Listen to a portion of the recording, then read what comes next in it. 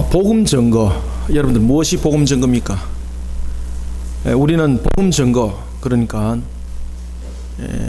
교회를 알리는 것 또는 목사를 알리는 것, 교회 시설이 좋은 것을 알리는 것으로 복음 증거를 대신하는 시대를 우리는 살아가고 있습니다. 그러나 복음 증거는 기독교를 다른 종교와 또는 교회를 다른 교회와 비교하여서 우리 교회가 다른 교회보다 좋습니다, 또는 여러분들이 믿고 있는 종교보다 기독교가 월등합니다, 기독교는 능력 있는 종교입니다, 여러분들의 필요를 채워주는 종교입니다 라고 전하는 것이 복음 증거가 아닙니다. 우리가 복음 현장에 가보면은 참 과간이 아닌 것을 볼 수가 있습니다. 복음 증거를 해야 될 그 속에 예수 그리스도는 없고 우리 교회 시설이 좋습니다. 우리 목사님의 인물이 얼마나 뛰어난지 모릅니다. 우리 목사님의 말씀이 얼마나 증거가 능력이 있는지 모릅니다. 예수님은, 복음 증거는 여러분들 예수님 외에는 복음이라 말할 수 없습니다. 어찌 여러분들 교회 시설이 크고 좋고 목사님 얼굴이 인물이 뛰어나고 말씀 증거를 잘하는 것이 복음의 증거라고 말할 수가 있겠습니까? 복음 증거는 구원에 관한 하나님의 진리를 세상 가운데에 증거하는 영적 전투입니다. 따라서 복음은 예수 그리스도입니다. 예수 그리스도가 빠지면은 복음이 아닙니다. 복음은 혼미에 빠뜨려 미지의 세계를 바라보게 하는 것이 아니라 영원한 생명이 있는 나라를 분명하게 알게 하고, 그리고 그 나라를 인도하는 것이니 복음에는 예수 그리스도가 빠지면은 안 된다는 것입니다. 이런 가운데 종말의 쓰곡이 우리에게 울려 퍼지고 있습니다. 종말의 마지막 쓰곡을 알리는 3대 7중 대재앙 중의 하나인 7인의 재앙을 통하여 하나님의 택한 백성인 14만 4천이 동서남북에서 복음을 듣고 교회로 모여듭니다. 하나님의 택한 백성이 동서남북에서 그들이 모여들 때에 그들을 교회로 인도한 것은 하나님께서 말씀하십니다. 교회 시설이 아니었더라, 그 목사의 말씀의 능력이 아니었더라, 복음의 능력 속에, 예수 그리스도의 그 증거 속에 성령께서 그들을 교회로 인도하게 되는 것입니다. 이렇게 해서 불러 모은 하나님의 택한 백성의 수가 14만 4천이라고 성경은 말하는데, 요한계시록은 그 14만 4천에 통해서 또한 동서남북에서 하나님의 택한 백성의 무리수를 헤아리 보니 그 무리수는 이루 헤아릴 수 없을 정도로 큰 무리를 이루고 있다라고 요한계시록 7장 9절은 우리에게 증거하고 있습니다. 이런 가운데 두 번째 대재앙인 7 나팔재앙이 울려 퍼지게 됩니다. 이때에 7 나팔재앙은 두 세력의 충돌로부터 이 7 나팔재앙이 일어나게 되는데, 그 대표적인 것 가운데 한 사건이 있는데 그것이 바로 이레의 사건입니다. 7년의 대환란입니다. 황충의 난은 이미 그 앞에 일어나고 있고, 이 나팔재앙 속에서 일어나고 있는 사건 가운데서 가장 대표적인 한 사건이 있는데 그것이 바로 이레라는 7년을 말하고 있는 7년의 대환란이 이제 일어나게 됩니다. 요한계시록 12장 1절부터 17절에 따르면은 이 7년을 반으로 나눠서 전 3년 반은 사탄의 세력으로부터 교회가 보호를 받습니다. 그리고 그 환란 때를 이기게 만듭니다.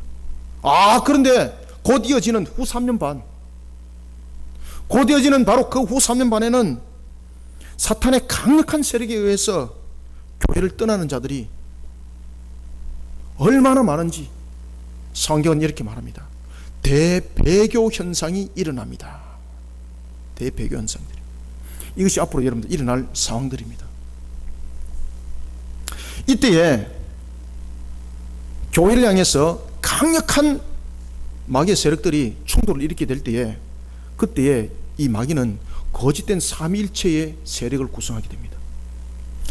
마치 우리가 믿고 있는 성부, 성자, 성령의 이 삼위일체를 마치 자신이 가지고 있는 것처럼, 자신이 마치 하나님인 것처럼, 자신이 마치 창조주인 것처럼, 자신이 마치 부활한 예수님인 것처럼 그렇게 가장을 합니다. 놀랄 사실은 사람들이 여기에 무너져 버립니다. 그래서 대배교 현상이 7년의 대환란의 마지막에 일어나게 되는 겁니다. 이때에 부자나 가난한 자나, 성경은 말합니다, 배운 자나 그렇지 못한 자나, 능력 있는 자나 그렇지 못한 자나 똑같이 그 짐승의 표를 받으려고 아우성을 지기면서 대배교 현상을 일으키게 됩니다. 이것이 여러분들 역사 속에서 일어나게 됩니다. 이것이 우리의 이제 앞으로 펼쳐질 당면한 과제들입니다. 그런데 여러분들 놀랄 사실은 이것이 언제 올 것인가, 여러분들 긴장하십시오. 곧 옵니다. 저와 여러분들 때에 올 수도 있습니다. 그래서 항상 긴장의 끈을 동이매라고 말하고 있습니다. 제가 오늘 본문 속에서도 여러분들에게 말씀을 드리겠습니다만은, 7인을 뗄 때는 마치 종말이 오지 않을 것처럼 굉장히 지리하게 길게 진행이 되다가 6인과 7인이 떼지는 그 상황들은 아주 번개같이 지나가 버리고, 그러면서 7 나팔과 7 대접장들이 일어나는데, 이것은 마치 멈추지 아니하는 폭포수 같이 순식간에 여러분 일어나게 됩니다. 따라서 우리는 종말을 잘 준비하지 못하면 이 순식간에 일어나는 속에서 우리는 완전히 그 소용돌이 속에 빠져들고 만다라는 사실입니다.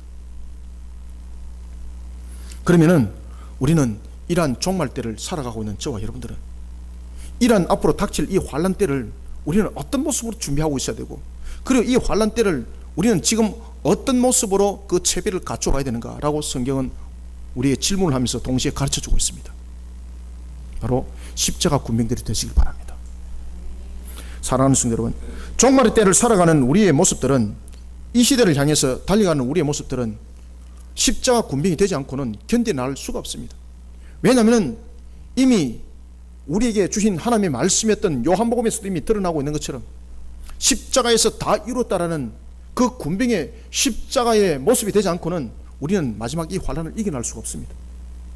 따라서 오늘 우리는 요한계시록 앞으로 장차 일어날 이 마지막 종말 때의 현상들, 환상을 하나님께서 요한에게 계시로 이 말씀을 통해서 우리에게 주실 때는 곧 일어난다는 이야기였습니다.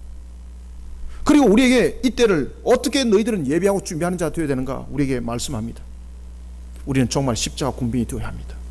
우리는 그러면 종말에 어떤 십자가 군병이 되어야 되는가? 싸움 잘하는 십자가 군병이 되어야 되는가? 우리가 군병 그러면은 군사 그러면 싸움을 잘해야 된다, 능력이 있어야 된다. 그런데 놀랄 사실은 그런 십자가 군병을 성경은 원하지 않습니다. 성경은 그런 십자가 군병을 말하고 있지 않습니다. 우리는 종말 때에 닥치는 이 환란을 어떻게 우리는 십자가 군병의 모습으로 만들어 가야 되는가? 세 가지입니다. 무기를 현대화시킨 그런 군병이 아니라, 능력을 개발한 그런 군병이 아니라, 오늘 여러분들 본문을 묵상하십시오. 주목하십시오. 우리는 세 가지의 십자가 군병으로서 앞으로 닥칠 이 환란을 이겨나가지 않으면 무너짐을 당하게 되어 있습니다. 우리는 세 가지의 종말의 십자가 군병으로 우리를 갖춰가야 되는데, 먼저 첫 번째는 어떻게 우리가 십자가 군병이 되어야 되는가? 어떤 십자가 군병이 되어야 될까? 여러분들 지금 세상을 돌이켜 보십시오. 지금 세상은 지금 불덩어리로 되어져 가고 있습니다. 그리고 여러분들이 잘 기억하셔야 될 것은요, 앞으로 장차 세상은 여러분들 어떻게 변화되는가 하면은, 나라라는 것이 있고 민족이 있지만은 지금처럼 나라와 민족에 대한 그런 모습들이 희석됩니다. 앞으로. 그리고 IS와 같은 이런 세력들에 의해서 이제는 나라가 아니라 한 세력들이 중심이 되어서 세력과 세력의 대항이 일어나게 되어 있습니다. 그렇기 때문에 저와 여러분들이 언제 닥칠지 모르는 환란 속에 임할지 모르는 그 모든 상황들을 견뎌나가기 위해서는, 이 불덩어리와 같은 이 세상을 우리가 견뎌나가기 위해서는, 음란과 타락으로 불덩어리를 이루어가고 있는 이 마귀의 이 굴레 속에서 우리가 이겨나가기 위해서는 첫 번째, 어떤 우리가 십자가 군병이 되어야 되는가? 6절을 한번 읽읍시다. 시작. 또 보니 다른 천사가 공중에 날아가는데 땅에 거주하는 자들 곧 모든 민족과 종족과 방언과 백성에게 전할 영원한 복음을 가졌더라. 아멘. 첫 번째 해답은 여러분들 아시겠습니까? 근데 복음인데 어떤 복음이라고 오늘 요한계시록은 우리에게 가르쳐주고 있습니까? 영원한 복음. 여기 여러분 핵심을 딱 맞추셔야 됩니다. 가짜 복음도 있다는 이야기죠. 그래서 제가 여러분들에게 서론에 어떤 이야기를 했습니까? 복음은 우리 교회가 시설이 큽니다. 우리 교회는 체육관 시설만 합니다. 우리 교회는 카페가 얼마나 시설이 잘 되는지 모릅니다. 우리 목사님 말씀이 얼마나 능력이 있는지 모릅니다. 우리 목사님이 얼마나 잘생긴지 모릅니다. 이것이 복음이 아니라는 거예요. 그것은 영원한 복음이 아니라는 거죠. 가짜라는 거, 가짜. 영원한 복음은 바로 무엇인가? 바로 예수 그리스도의 보혈의 피가 묻혀있는 십자가, 이것이 영원한 복음입니다.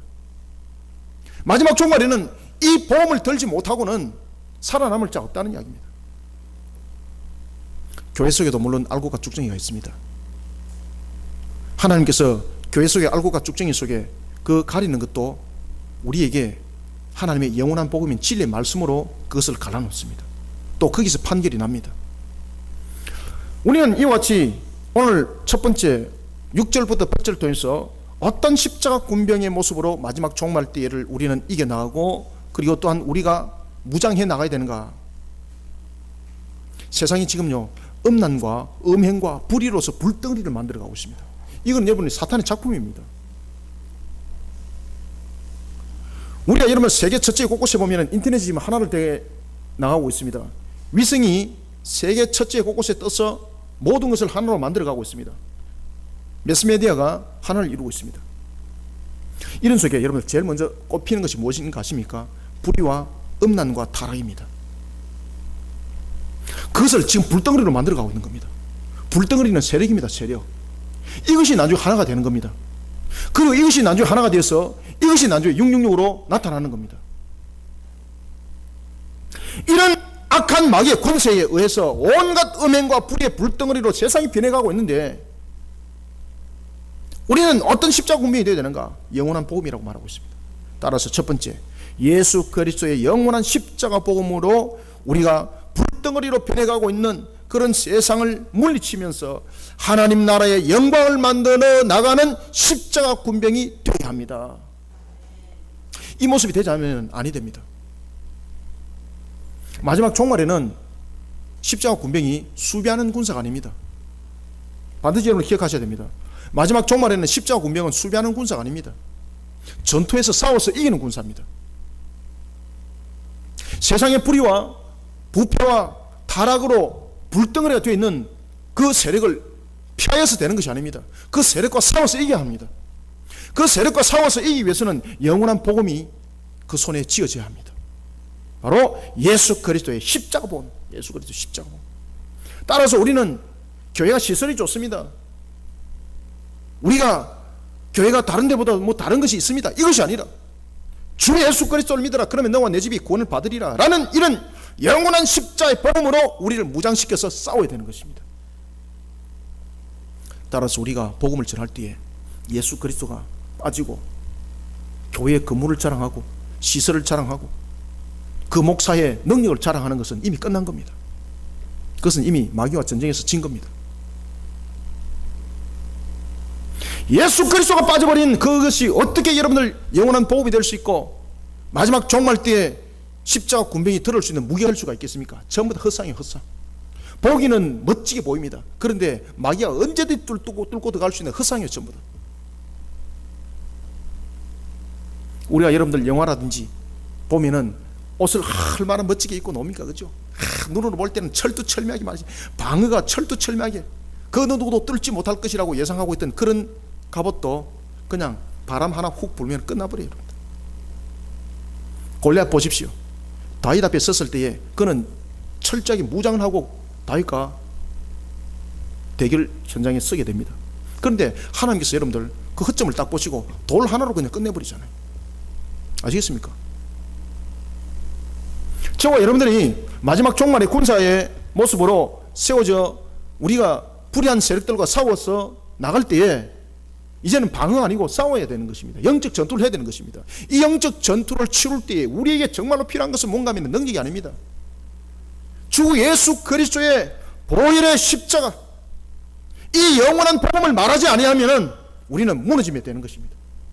따라서 우리가 복음을 전하는 영적 전투를 치룰 때도 십자가 복음, 주 예수 그리스도의 피가 묻혀져 있는 십자가 복음, 이것을 전할 때에 우리의 전투는 승리를 거두는 것입니다. 요한은 주님으로부터 종말의 대환란에 대한 계시를 받습니다. 7번째 나팔이 불려지는 계시를 그는 목격합니다. 이때에 대환란 가운데 놓여진 사탄은 거짓된 삼위일체의 행각을 통해서 세상을 자신들의 수종 안에 넣게 됩니다. 마귀는 자신이 마치 창조주인 것처럼 사람들을 미혹합니다. 종교적으로는 지금까지 사람들이 말로 만들었던 그런 우상이 움직이기 시작합니다. 사람들이 깜짝 놀랍니다. 이것을 사람들이 여러분들 목격을 하는 겁니다. 어디를 통해서? 세계 전체 곳곳을 통해서 전부 다 목격을 하는 겁니다. 이제 매스미디어가 그렇게 사용되는 겁니다. 우상이 움직일 뿐만 아니라 우상이 말을 하게 됩니다. 우상의 신성화 작업들이 일어납니다. 이제 앞으로. 그리고 예수님의 부활을 거짓으로 전하는데 사람들이 전부 다 속아 넘어갑니다. 수많은 사람들이 여기에 속아 넘어가야 됩니다. 여기에 매스미디어가 활용이 됩니다. 뿐만 아니라 불의와 타락과 폭력과 전쟁, 그리고 음란한 세상을 만들어서 정치와 경제, 군사를 자신의 손아귀 안에 딱 넣어가지고 하나를 딱 만들어버립니다. 여기에 사탄은 자신의 세력을 확실하게 하기 위해서 사탄의 종노릇을 하는 자에게는 정치적이고 경제적이고 여러 부분의 다방면에 길을 열어줍니다. 그러면서 그에게 짐승의 표로 인침을 딱 하는 겁니다. 너는 나의 종이야. 그리고 그것이 외관적으로 나타나도록 인침을 딱 하는 겁니다. 마치 노예 삼은 것처럼.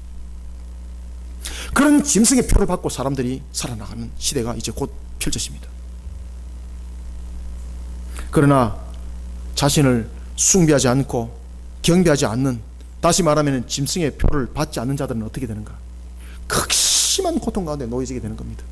극심한 고통 가운데, 경제적으로 극심한 고통 가운데 놓여지게 되고, 여러 가지 부분에 대해서 차라리 죽는 것이 낫다라 할 정도로 환난 속에 봉착하게 되는 겁니다. 그래서 대폐교 현상이 일어나는 겁니다. 7년의 대환란에서 말입니다. 마치 하나님이 세상에 보이지 않는 것처럼 만들어버립니다. 예수 그리스도의 복음이, 지금까지 우리가 들어왔던 예수 그리스도의 복음이 거짓된 것처럼 느껴질 정도로 그런 고통의 시대를 살아가게 됩니다. 그때에 하나님을 향한 믿음으로 큰 환난을 이긴 자들이 있었으니 그들은 바로 자신의 인격과 자신의 모든 삶을 어린 양의 이름과 하나님 아버지의 이름으로 새긴 14만 4천이었습니다. 하나님께서는 이들을 통해서 일하십니다. 요한계시록 14장 5절은 말합니다. 그들의 입에는 거짓말이 없고 흠이 없는 자들이었습니다. 사랑하는 성도 여러분, 사탄의 짐승의 표현 666을 이루어서 세상을 사탄이 다스려 나갑니다. 사탄의 짐승의 표현 666을 이루어서 세상을 다스려 나갈 때에 세상은 마치 음란이 용광로처럼 변해버려서 활활 타오르고 세상을 태워버리고 세력화를 만들어 나갑니다. 누구도 감당할 수 없습니다. 그때에 요한계시록 14장 14절부터 16절에 따르면 하나님께서 고통 가운데 놓여있는 그 택한 백성들, 그 택한 백성들이 오히려 부름을 받는 그런 역사가 나타나더라는 것입니다. 그리고 그 마지막의 추수를 이루기 위해서 요한계시록 14장 6절과 8절에 보면 천사가 예수 그리스도로 말미암은 구원의 복음인 십자가의 영원한 복음을 들고 복음 전도의 대상이 되는 땅과 모든 족속들을 마지막으로 일깨운다라고 성경은 우리에게 말하고 있습니다. 그런데 중요한 것은 그런 가운데서 마귀를 향해서는 바로 심판을 증가하고 있다는 것입니다. 짐승의 표를 가지고 호의호식했던 그런 자들, 하나님의 강력한 심판이 내려질 것을 예고하고 있습니다. 성경은 이렇게 말합니다. 무너졌도다 무너졌도다 큰 성 바빌론이여. 자, 우리가 성경을 6절부터 8절까지 우리가 한번 큰 목소리로 여러분들 또박또박 한번 읽어봅시다. 시작.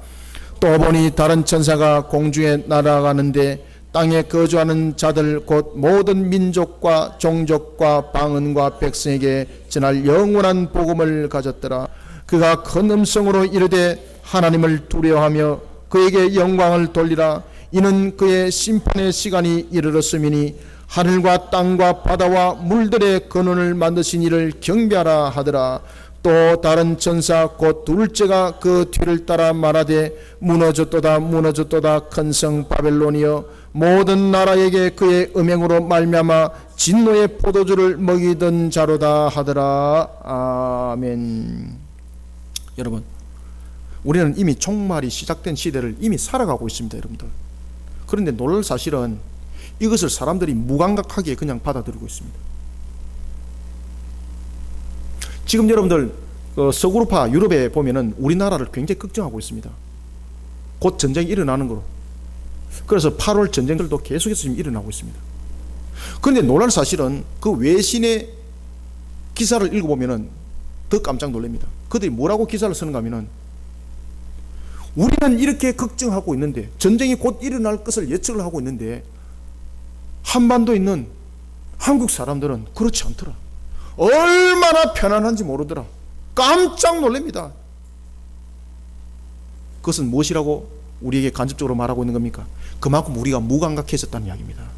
아시겠습니까? 똑같은 일도 계속해서 여러분 반복적으로 일어나 보십시오. 무감각해져 가지고 감각이 없어져요. 지금 우리가 지금 종말을 살아가고 있는데 종말 속에 놓여 있는 우리 속의 모습이 그런 지금 무감각한 속에 우리가 지금 살아가고 있습니다. 이것이 여러분 마귀의 작품입니다. 지금 세상은 우리를 무감각함 속에 만들어 놓고 각종 테러를 일으키고 그리고 전쟁을 일으키고 그리고 우리는 홍수 기근 속에 우리는 살아가고 있습니다. 마치 제3차 세계대전이 일어날 것처럼 곧 일어날 것처럼 그런 시대를 우리는 살아가고 있습니다. 이런 가운데 세상이 얼마나 여러분들 음란하게 지금 만들어져 가고 있습니까? 매스미디어를 통해서 마치 음란 국가를 이룬 것처럼 불의함이 용광로를 이루어가는 기세를 부리고 있습니다. 그런데 우리가 너무 무감각해져가 있습니다. 여러분들 세상을 지금 직시하셔야 됩니다. 지금 세상을 직시하지 못하면은 직시하지 못한 그가 곧 넘어집니다. 하나님께서는 이때를 영적으로 구별하기 위해서 여러분들 이 땅에 우리를 두셨다는 것을 또한 함께 직시하시길 바랍니다. 세상만 직시할 것이 아니라 이때를 위해서 우리를 두었다는 것을 여러분 함께 직시하는 성도가 되시길 바랍니다. 세상을 향해서 우리는 영원한 복음인 회개 복음을 외쳐야 합니다. 회개하라 천국이 가까이 왔느니라. 주 예수 그리스도를 믿으라. 그러면 너와 내 집이 구원을 받으리라. 이 복음을 전해야 되는데 교회 시설을 알리고 규모를 알리고 능력을 알리는 그런 속에 우리는 무감각해져 있는 그런 모습으로 살아가고 있습니다. 세상을 향해서 여러분들 회개 복음을 외쳐야 합니다. 인의 재앙에 이어서 나팔 재앙이 더디게 올 것 같습니까? 속히 옵니다, 여러분. 첫 번째 택한 백성의 수가 차기까지 그 기간이 오래 걸린다고 다른 재앙까지 더디 올 것 같습니까? 요한계시록 6장 10절과 11절을 딱 주목해 보시면 그렇지 않다는 것을 대부분 알 수 있습니다. 그리고 하나님의 택한 백성은 한 번에 모아지지는 않습니다. 하나님의 택한 백성은 여러분들 두 분류로 나눠서 모읍니다. 이것을 여러분 잘 직시하셔야 됩니다. 요한계시록에 그것을 분명히 이야기를 하고 있습니다. 우리는 하나님의 택한 백성이 한꺼번에 다 모아져 가지고 뭔가를 이루는 것지만은 절대 그렇지 않습니다. 인의 재앙은 첫 번째 하나님의 택한 백성의 수를 모으는 것으로 인은 떼지고, 그리고 두 번째 택한 백성은 바로 일곱 번째 나팔로 마지막으로 불러지는데 그 불러 모으는 수단이 다릅니다. 여러분들 지금의 우리에게 필요한 것들은 뭔가 하면 바로 영원한 복음, 이 복음을 통해서 우리는 하나님의 택한 백성들을 속히 불러 모아야 합니다. 그럴 때 우리에게 바로 나팔 재앙과 대접장이 속히 오는 것이 마귀에게는 고통이지만 우리에게는 소망과 희망이에요. 여러분들 아시겠습니까? 그래서 우리는 그날이 속히 와야 되는 것입니다. 주님은 우리에게 안식처를 이미 주셨고 우리로 하여금 그 보호처를 통해서 우리를 보아서 하나님의 나라의 영원한 안식처에 우리를 이르게 하실 것이니 여러분들 근심하시기 마시길 바랍니다. 우리는 그날이 속히 도래되기 위해서, 그날이 속히 오기 위해서 우리는 어떻게 해야 되는가? 바로 첫 번째, 하나님의 택한 백성의 수를 불러 모으는 데 있어서 회개하라 천국이 가까이 왔느니라, 영원한 복음으로 우리는 그들을 불러 모으면서 세상의 불덩어리와 같이 음란을 이루고 있는 세력과 우리는 대결을 해야 되는 것입니다. 왜? 그 대결을 통해서 그 불덩어리 속에 있는 하나님의 택한 백성이 나오기 때문입니다. 그래서 지금 이 시대는 십자가 군병은 방어가 아닙니다. 공격입니다. 공격. 영적 공격을 치러야 합니다. 영적으로 이미 물들어 있는 그 불선의 세력을 하고 있는 그 불덩어리를 향해서 십자가의 복음이라는 날카로운 이 한날의 선 금의 말씀으로 그들을 찔러야 합니다. 그럴 때 하나님의 택한 백성들이, 첫 번째 택한 백성들이 그 울타리 속에서 깨어서 나오는 것입니다. 사랑하는 성도 여러분, 악한 마귀가 세상을 음행과 타락과 폭력과 불의의 불덩어리로 만들어가고 있다고 절망하지 마십시오. 우리가 일어서면 되는 겁니다. 다른 천사가 땅에 거주하는 자들인 모든 족속과 방언과 백성들에게 영원한 복음으로 마지막 택한 백성들을 불러 모은 것처럼 하나님께서 우리를 이 땅에 두신 목적, 이 이유를 깨닫고 우리는 세상을 향해서 십자가의 군병의 길을 갈 때에 영원한 복음인 회개하라 천국이 가까이 왔느니라, 주 예수 그리스도를 믿으라 그러면 너와 너희 집에 구원을 받으리라, 이 말씀을 들고 우리는 공격하는 군사들이 되어야 하는 것입니다. 그럴 때에 하나님의 첫 번째 택한 백성의 수가 모아지게 되는 겁니다. 우리는 마지막 종말을 이와 같은 십자가 군병의 모습으로 달려가는 우리 성도들이 되기를 소망합니다. 그 다음에 두 번째는 우리가 이 마지막 종말 때 어떤 십자가 군병이 되어야 되는가, 우리가 구절을 한번 읽어보겠습니다. 시작.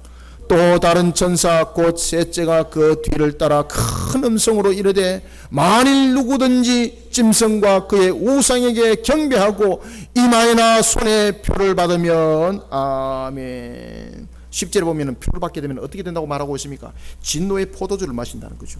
그러면 두 번째는 우리가 주 예수 그리스도를 믿으라 그러면 너와 내 집에 구원을 받으리라, 회개하라 천국이 가까이 왔느니라, 이 복음 외에 무엇을 또 전해야 된다는 이야기입니까? 심판의 말씀입니다. 심판의 말씀. 심판의 말씀. 그래서 십자가 군병의 우리의 모습은 칼이 날이 쓴 금이 되어야 되는 것입니다. 단면이 아니라 양면의 금이 말씀이 되어야 되는 것입니다. 하나는 구원의 복음이고 하나는 심판의 말씀입니다. 그것을 가지고 우리는 그 악한 무리들과 싸워야 되는 것입니다. 따라서 우리는 두 번째 9절부터 11절 통해서 짐승의 표를 받아서 개걸음을 옆걸음을 치고 있는 그런 세상 사람들 향해서 자신이 하나님의 진노의 잔한에 짓밟힘을 당할지도 모르고 있는, 알지 못하는 그 세상 영혼들을 향해서 어린 양의 보혈의 피로서 그리고 심판의 말씀으로서 세상을 일깨우는 십자가 군병들이 되시기를 소망합니다. 양날의 금이 있어야 되는 거예요. 구원의 말씀이 있는가 하면 심판의 말씀을 가지고 함께 찔러 나가야 되는 거예요. 종말의 때에 극한 두 세력의 대립이 일어납니다. 하나의 세력은 하나님 나라의 도래를 막기 위한 마귀의 작품인 짐승의 표를 가진 세력들입니다. 그런가 하면 또 하나는 어린 양의 이름이 새겨진 자들입니다. 여러분, 장차 세상에는 두 가지의 큰 변혁이 앞으로 일어날 것입니다. 하나님은 우리에게 그것을 요한계시록을 통해서 가르쳐주고 있습니다. 하나는 종교적인 문제입니다. 앞으로 이 종교적인 문제가 세상을 다스리게 됩니다. 그런 시대가 곧 옵니다. 누가 이것을 활용하는가? 바로 우상을 통한 사탄의 작품이 그렇게 일어나는 겁니다. 그러니 오늘도 여러분들 우리가 살아나고 있는 세상을 보십시오. 그뿐만 아니라 IS라든지 중동지역 뿐만 아니라 서구르파 속에서 일어나고 있는 모든 문제들의 발생의 요지를 보십시오. 공통점이 있습니다. 무엇입니까? 전부 다 종교적인 문제입니다. 지금 이것이 세계에서 처처에 곳곳에서 지금 일어나고 있습니다. 이미 요한계시록에서 우리에게 이 말씀을 주고 있습니다. 앞으로 세상에서 두 가지 큰 변혁이 일어납니다. 첫 번째는 종교적인 대변혁이 일어납니다. 우상을 크게 경배하는 일이 앞으로 일어납니다. 그리고 두 번째는 짐승의 표를 받은 자들이 세상에서 득세합니다. 앞으로 저와 여러분들이 득세하는 것이 아니라 짐승의 표를 받은 자들이 세상을 득세하면서 큰 불을 누리면서 그들이 사람들을 다스려 나갈 때가 옵니다. 앞으로.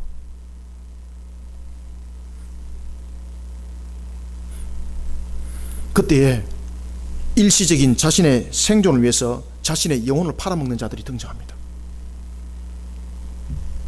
타락과 부정한 음녀들과 세력 규합을 합니다. 납을 이루어갑니다.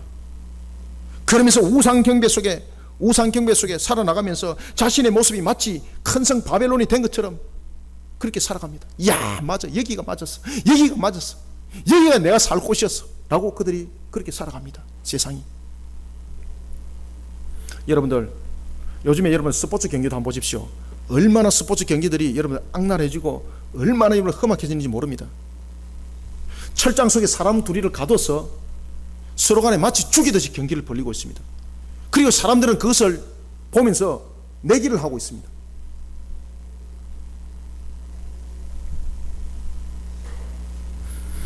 이런 큰 바벨론 성을 이루어갑니다. 앞으로.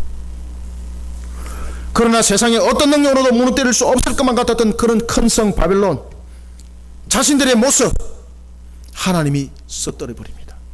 성경은 말합니다. 하나님의 진노의 포도주가 그를 썰어버릴 것이라고.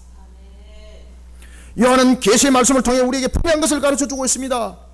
음료의 포도주를 마시는 자는 동시에 하나님의 진노의 포도주를 마시게 될 것이라고 말입니다. 9절과 10절 두 절을 우리가 큰 목소리로 한번 읽어봅니다. 시작.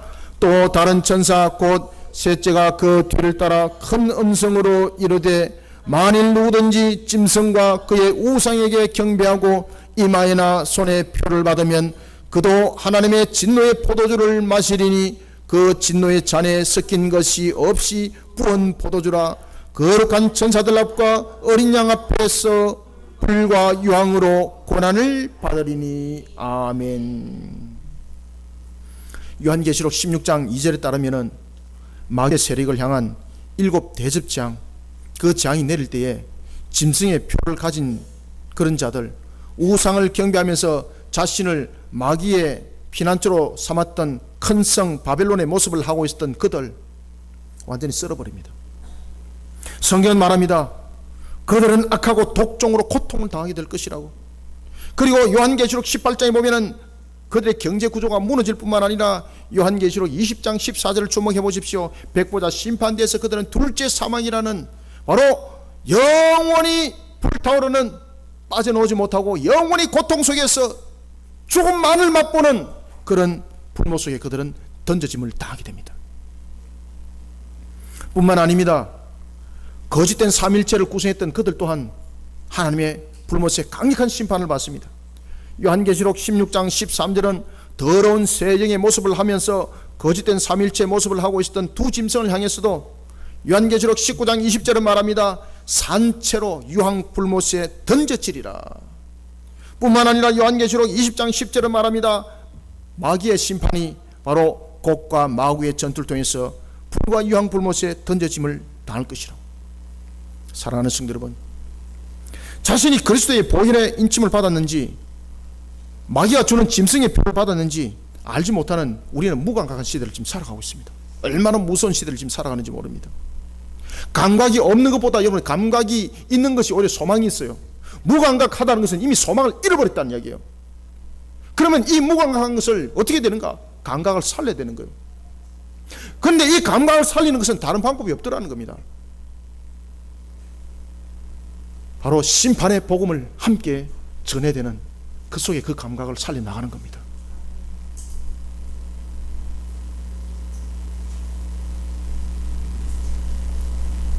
짐승의 표를 받아 영적으로 개걸음을 치고 있는 세상의 영혼들을 자신들이 어떻게 짓밟힘을 당하고 있는지 알지 못하고 있는 그들, 지옥의 고통 속에 쉼을 뺏겨버린다는 사실도 알지 못하는 그들, 마가복음은 이렇게 말합니다. 마가복음 9장 48절은 거기에는 구더기도 죽지 않는다고 말하고 있습니다. 그리고 불도 꺼지지 아니한다고 말하고 있습니다. 그들은 그란 속에 앞으로 빠질 것인데 자신들은 그것도 알지 못하면서 지금 큰 성 바벨론을 이루고 있는 그것이 자신들의 쉼이라고 기뻐하고 있습니다. 그들을 일깨워야 합니다. 우리의 진정한 쉼은 바로 예수 그리스도의 보혈의 피뿐이라는 것을 우리는 그들에게 일깨워야 합니다. 그런데 문제는 그들을 일깨우기 위해서는 바로 심판의 말씀인 구원의 복음의 말씀뿐만 아니라 심판의 말씀인 양날의 검이 그들에게 꽂혀야만이 되는 것입니다. 양날의 검이 그들의 심령에 꽂혀야 되는 것입니다. 그들의 양심에 꽂혀야 되는 것입니다. 그들의 인격에 꽂혀야 되는 것입니다. 그들의 삶에 꽂혀야 되는 것입니다. 그럴 때 그들이 깨닫는 것입니다. 이 정도로 우리가 지금 무감각한 시대를 살아가고 있습니다. 무감각한 것은 그냥 일깨워지지 않습니다. 하나님의 성령의 검을 꽂아야 합니다. 심판의 말씀과 구원의 말씀이 있는 그 성령의 검으로 양심을 꽂아야 합니다. 그렇지 않으면 그 영혼들은 절대 깨어날 수 없습니다. 그리고 그들은 절대 안식의 쉼을 얻지를 못합니다. 우리의 진정한 쉼은 바로 뭔가 예수 그리스도 안에서가만이 진정한 쉼이라고 오늘 성경은 우리에게 말해주고 있습니다. 여러분들 11절을 다시 한번 읽읍시다. 시작. 그 고난의 연기가 세세토록 올라가리로다. 짐승과 그의 우상에게 경배하고 그의 이름표를 받는 자는 누구든지 밤낮 쉼을 얻지 못하리라 하더라. 아멘. 진정한 쉼은 무엇으로 얻어진다는 이야기입니까? 바로 예수 그리스도의 보혈의 피뿐입니다. 그런데 그들에게 예수 그리스도의 보혈의 피를 증가하기 위해서는 그들에게 필요한 것이 있는데 바로 심판의 말씀이라는 양날의 검이 그들에게는 필요하다는 이야기입니다. 사랑하는 성도 여러분, 죄 가운데 머물러서 개걸음을 치고 있는 그들에게 우리는 두 가지 사실에 대해서 분명한 정인의 길을 걸어가는 종말의 십자가 군병이 되어야 합니다. 그 첫 번째는 짐승의 잔을 들고 그것을 자신의 성리의 잔이라고 높이 드는 그들에게는 그 높이 들려진 그 잔이 바로 하나님의 진노의 포도주가 부어지는 잔으로 변할 것이라고 말입니다. 그러니 심판의 복음을 전해야 된다는 이야기입니다. 그리고 또한 우리는 두 번째 복음을 전해야 됩니다. 그것은 바로 진정한 안식의 쉼은 예수 그리스도의 보혈의 피로 자신의 영혼을 새롭게 만들어 갔을 때만이라는 것을 우리는 증거하는 마지막 종말의 십자가 군병들이 되어야 되는 것입니다. 이 사명들을 결치 않게 하는 우리 모두가 되기를 소망합니다. 그 다음에는 우리가 세 번째 어떤 십자가 종말의 십자가 군병이 되어야 되는가, 12절을 여러분들이 한번 주목하면서 천천히 읽어봅니다. 시작. 성도들의 인내가 스톱. 아멘. 제가 여러분들 왜 여기서 스톱을 시키는가 아세요? 인내. 근데 무슨 인내? 성도들의 인내. 여러분 인내, 우리는 세상 사람들은 인내하기 위해서 어떻게 합니까? 첫 번째 자기 성질직이죠. 그죠? 인내해야 되느니라 이러면서 한자로 칼도자를 마음으로 붙들이는 것이 참을 인자죠. 예? 인내할 때에 이 칼도자, 칼이 먼저 굽어져야 된다는 거죠. 그래서 칼도자에다가 이 칼도자를 분지르는 거예요. 분지르는데 무엇으로 분지르는가 하면 마음으로 분지려야 된다. 이래서 인자는 칼도자에다가 부러진 것을 하나 붙이고 마음 심자를 딱 붙여요. 마음으로 칼날을 분지르지 않으면 인내하면 성립이 되지 않는다는 이야기죠. 이거는 여러분 세상적인 방법이에요. 그래서 성경은 그 이야기를 하고 있지 않습니다. 어떻게 인내를 해야 되는가? 내 성질 죽인다고 인내되는가? 아닙니다. 아니면은 깊은 산속에 가서 40년만 살면 되는가? 40년 살고 난 뒤에 40년 첫째 된 날 내려와서 세상에서 일주일 만에 변화되게 되어 있습니다. 과거보다 더 악하게 변화되게 되어 있습니다. 7 귀신이 그걸 확 잡아먹어버려. 그러면 우리는 어떻게 십자가 군병이 되어야 되는가? 어떤 십자가 군병이 되어야 되는가? 어떻게 우리는 마지막 종말을 이겨나가야 되는가? 12절이 딱 정답을 주고 있습니다. 그래서 여러분들 12절을 제가 천천히 읽어가로 여러분들에게 말씀드리는 겁니다. 12절을 읽을 때에 여러분 베드로 전후서도 함께 생각하셔야 됩니다. 그리고 신약 성경에서 종말에 관해서 계속적으로 이야기를 할 때에 공통적으로 쓰는 단어가 하나 있는데 그것은 바로 인내하라는 말씀입니다. 사도 바울도 그 얘기를 계속해서 이야기를 하고 있습니다. 인내하는 자들이요. 자, 우리가 12절을 다시 한번 읽습니다. 시작. 성도들의 인내가 여기 있나니 그들은 하나님의 계명과 예수에 대한 믿음을 지키는 자니라. 아멘. 이 여러분 12절 하이라이트예요. 우리가 여러분들 아무리 여러분들요 말씀의 검을 들고 공격적인 자세를 취하는 십자가 군병이 되더라도 내가 무너지면 끝이에요. 여러분들 나를 먼저 보존하시길 바랍니다. 그러면 나를 보존하기 위해서는 어떻게 되는가? 인내하는 성도들이 되시길 바랍니다. 그런데 어떻게 인내를 해야 되는가? 12절에 우리에게 답을 주고 있어요. 한번 찾아보세요. 여러분들 어떻게 인내해야 되는지. 아멘. 그렇게 해야 된다는 이야기예요. 따라서 우리는 세 번째 12절 통해서 종말이 있은 후에 다가올 새하늘과 새 땅을 바라보며 하나님의 말씀 안에, 그리고 예수 안에, 하나님의 말씀 안에서 하나님의 말씀을 믿으며 예수 안에서 일어날 예수를 믿으며 그렇게 인내하며 종말을 이겨나가는 십자가 군병들이 되시길 바랍니다. 자신이 비록 십자가 군병으로 부름을 받아 하나님으로부터 쓰임을 받을지라도 자신이 영적으로 쓰러지면 무슨 종이 있습니까? 그리고 마지막 종말의 때를 달려가다가 자기가 마지막을 견디지 못하고 쓰러지면 달려왔던 그 노가 무슨 소용이 있습니까? 끝까지 달려가야죠. 성도의 인내가 필요합니다. 그런데 요한은 하나님께서 주신 계시의 말씀을 통해서 성도의 인내가 개인의 어떤 수양적인 문제와 단련해서 이루어지는 것이 아니라 그 사람의 성품에서 문제를 고쳐서 일어나는 것이 아니라고 우리에게 가르쳐주고 있습니다. 그리고 또한 종말 때 성도들의 유독적으로 강조하고 있는 것이 있었는데 그것은 바로 인내였습니다. 그런데 문제는 이 종말 때에 살아가는 성도들이 어떻게 인내를 해야 될 것인가? 그래서 오늘 요한계시록은 12절에서 이렇게 말합니다. 성도의 인내라고. 성도의 인내. 그러니까 여러분들 이 단어 하나를 주시하셔야 돼요. 여러분들. 그냥 인내가 아니라 성도의 인내라고 말하고 있습니다. 그냥 인내라고 말하면 우리가 다른 것으로 해석할 수 있습니다. 근데 오늘 본문에서 성도의 인내라고 말하고 있습니다. 여러분, 왜 종말 때에 유독 강조하고 있는 것이 인내였을까요? 그리고 왜 성도들의 인내라고 말하고 있을까요? 그것은 다름이 아니라 성도의 인내는 또한 이렇게 말하고 있습니다. 하나님의 계명인 말씀에 대한 믿음과 그리고 예수에 대해서 일어날 것에 대한 것을 믿는 믿음이라고 말하고 있습니다. 이게 이상하잖아요. 하나님의 말씀에 대한 것을 믿는 것이 인내고, 그리고 예수 안에서 일어날 것에 대한 것을 믿는 것을 인내라고 말하고 있습니다. 그런데 여러분 놀랄 사실은 그것이 인내가 맞습니다.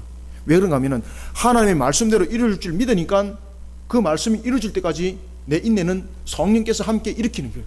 내 믿음 속에서. 그래서 오늘 유독스럽게 강조하는 것이 여러분들 무엇인가 하면 성도들의 그 내용들의 인내를 이야기를 할 때 믿음이라고 말하고 있습니다. 믿음이라고. 그러니 결국은 우리가 믿음이 꺾이고는 인내는 소용없다는 이야기입니다. 그러면 우리의 믿음은 어떤 믿음을 가져야 되는가? 두 가지에 대한 확신적인 믿음을 가져야 됩니다. 하나님의 말씀이 반드시 약속의 말씀이 이루어질 줄 믿는 믿음을 가지시길 바랍니다. 그런 속에 우리는 그 말씀을 믿고 인내한다는 이야기예요. 내 자신이 인내하는 것이 아니라 성령께서 인내하게 해주신다는 것입니다. 두 번째는 예수 안에서 일어날 사실을 믿으시길 바랍니다. 십자가에서 우리의 죄를 대속하여서 우리를 새하늘과 새 땅으로 인도할 줄 믿으시길 바랍니다. 이런 확신에 대한 믿음을 가지고 있을 때에 성령께서 우리에게 인내하게 하신다는 겁니다. 그러면서 여러분 우리는 종말을 이겨나가는 겁니다.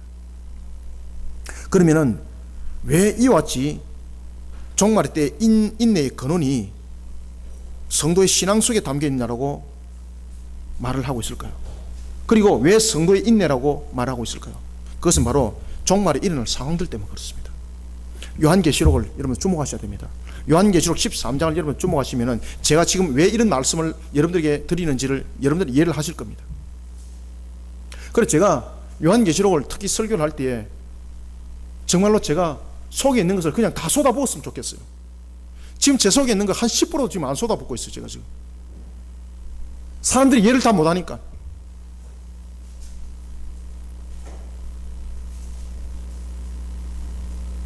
요한계시록 13장에 보면은 두 짐승이 등장합니다. 이 두 짐승의 권세는 우상을 경배하게 만들고 짐승의 표를 만드는 일에 집중을 가하고 있습니다. 따라서 교회를 향한 강력한 핍박이 그 주류를 이루고 있다는 겁니다. 그러므로 성도의 인내는 이 두 짐승과의 맞서는 신앙입니다. 바로 다른 말로 말씀드리면 순교를 각오하는 인내입니다. 이런 인내가 어디에서 생겨나겠습니까? 성령께서 무엇을 통해서?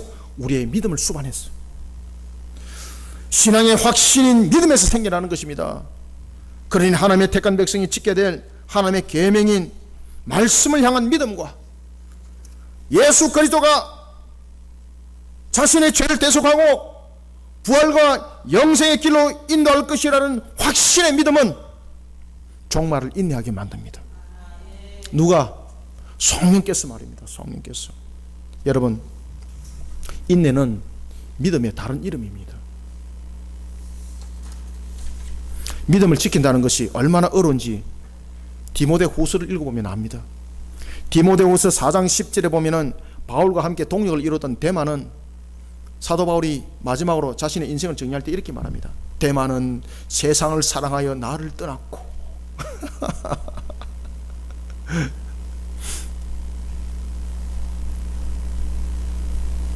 자신을 버렸다고 말하고 있습니다. 사도 바울이 자신의 유서와도 같은 그런 마지막 서신을 통해서 그것을 밝혔던 겁니다. 그러나 세상을 사랑하지 않고 하나님의 약속의 말씀을 믿고, 그리고 예수 그리스도 안에서 일어날 그 사실을 믿는 믿음을 가진, 그러면 사도 바울은 어떻게 됐는가? 사도 바울은 그의 생명이 다하는 그날까지, 목배임을 당해서 순교당하는 그날까지, 그 순간까지 그는 흔들리지 않았습니다. 그 순간까지 흔들리지 않았습니다. 사랑하는 성도 여러분, 종말이 종착지에 다다를수록 마귀의 발악은 성도들의 신앙의 무너뜨림으로 그 요소는 나타나게 되어 있습니다. 그리고 그 성도들의 무너뜨림의 요소는 더 많이 나타날 수밖에 없다라고 요한계시록은 우리에게 가르쳐주고 있습니다. 이때를 하나님 말씀 안에서 그 말씀을 믿으며, 그리고 예수 안에서 예수에 대한 것을 믿으면서 그 믿음을 지켜나가 자신을 먼저 견고하게 세워나가는 십자가 군병이 되기를 소망합니다. 말씀을 맺겠습니다. 종말의 군사는 일반 군사와 다릅니다. 왜냐하면 최후의 심판을 기억하면서 종말을 달려가야 하기 때문입니다. 저와 여러분들은 종말의 군사입니다. 일반 군사가 아닙니다. 영적으로 우리는 싸워야 됩니다. 그러나 여러분들, 세상을 보십시오. 불의와 음란으로 불덩어리를 이루고 있습니다. 그런데 그 불의의 불덩어리는 마지막 종말 때를 믿음과 확신으로 바라보면서 달려가는 십자가 군병인 저와 여러분들을 무너뜨릴 수 있는 도구와 능력이 되지 못합니다. 하나님의 말씀을 믿는 믿음의 방패를 들고 있는 우리에게 누가 대적할 수 있단 말입니까? 예수 안에서 일어날 부활과 영생의 생활과 새 땅의 갑주를 입고 있는 우리를 누가 능히 꿰뚫을 수 있단 말입니까? 하나님의 말씀을 믿는 믿음으로 여러분들 인내합시다. 그리고 예수 안에서 일어날 일들을 믿음으로 바라보면서 인내하는 종말의 마지막 십자가 군병답게 세상의 불을 향해서 영적 전투를 치릅시다. 그래야만이 새하늘과 새 땅은 속히 우리에게 다가오는 것입니다. 사랑하는 성도 여러분, 오늘도 불신을 향해서 검을 던집시오. 구원의 복음과 그리고 심판의 검을, 양날의 날선 검의 말씀을 가지고 그들을 찔러야 합니다. 그들을 찌르지 않고는 무방한 그들을 살릴 수가 없습니다. 오늘도 이 사명을 감당하는 일에 예수 그리스도의 보혈의 피로서 이 사명들을 감당하는 우리 성도들이 되시길 바랍니다.